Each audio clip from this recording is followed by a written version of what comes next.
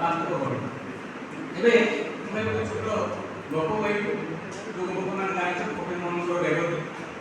ଏବଂ ତାପରେ 100 ବର୍ଷ ପରେ ଆଉ ଗୋଟେ ରେବତୀ ଲେଖୁଛନ୍ତି ହୃଷିକେଶ ପଣ୍ଡା।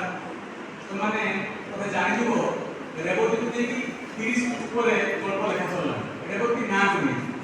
ଏବଂ କାହିଁକି ଏ ବିଷୟଟା କହୁଛି ପିଲାମାନଙ୍କ ଉଦ୍ଦେଶ୍ୟରେ, ଯେତେବେଳେ ରେବତୀ ଲେଖୁଛନ୍ତି ଫକୀରମୋହନ ସେନାପତି, ସେତେବେଳେ ତୁମେ ଜାଣିଛ ତାର ବିଷୟବସ୍ତୁ। ମୁଁ ସେଇ ବିଷୟବସ୍ତୁ ଯିବା ପାଇଁ ଚାହୁଁନି ଯେ ଗୋଟେ ଝିଅ ପାଠ ପଢ଼ିବ ଏବଂ ତିନିଟା ପିଢ଼ି ଯେ ରେବତୀ ତାର ବାପା ଏବଂ ତାର ବୁଢ଼ୀମା ତିନିଟା ପିଢ଼ି ମଧ୍ୟରେ ଗୋଟେ କ୍ଲାସ୍ ଦେଉଛନ୍ତି ଏବଂ ସେଥିରେ କହୁଛନ୍ତି ଜଣେ ଚାହୁଁଛି ନା ଝିଅ ପାଠ ନ ପଢ଼ୁ, ଜଣେ ଚାହୁଁଛି ଝିଅ ପାଠ ପଢ଼ୁ ଏବଂ ସୂର୍ଯ୍ୟ ରେବତୀ ସିଏ ଖୁସି ହେଉଛି ତାର କୌଣସି ବକ୍ତବ୍ୟ ନେଇ ସେ ପଢ଼ିବା ପାଇଁ ନିଶ୍ଚିତ ଆଗଭର ହେବ।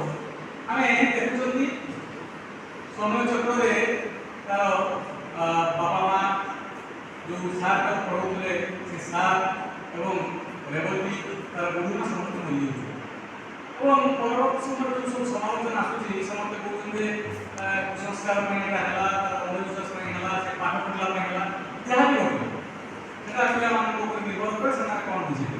ଏବଂ ଆଉ ଗୋଟେ କଥା ପିଲାମାନଙ୍କୁ ବିଷୟରେ କହିବା ପାଇଁ ଚାହିଁବି, ଯେତେବେଳେ ସାହିତ୍ୟ ପଢ଼ୁଛନ୍ତି, ଯେତେବେଳେ ଆମେ ଗଳ୍ପ ଉପନ୍ୟାସ କବିତା ନାଟକ ପଢ଼ିବା, ସେତେବେଳେ ଯାହା ବି ଆମେ ପଢ଼ିବା ସେଟା ନିଜକୁ ନିଜେ ମୂଲ୍ୟାୟନ କରିବା ଯେ ରେବତୀରେ କ'ଣ ଥିଲା। ଏବେ ବି ରେବତୀ 25 ବର୍ଷ ପରେ ମଧ୍ୟ ସେମିତି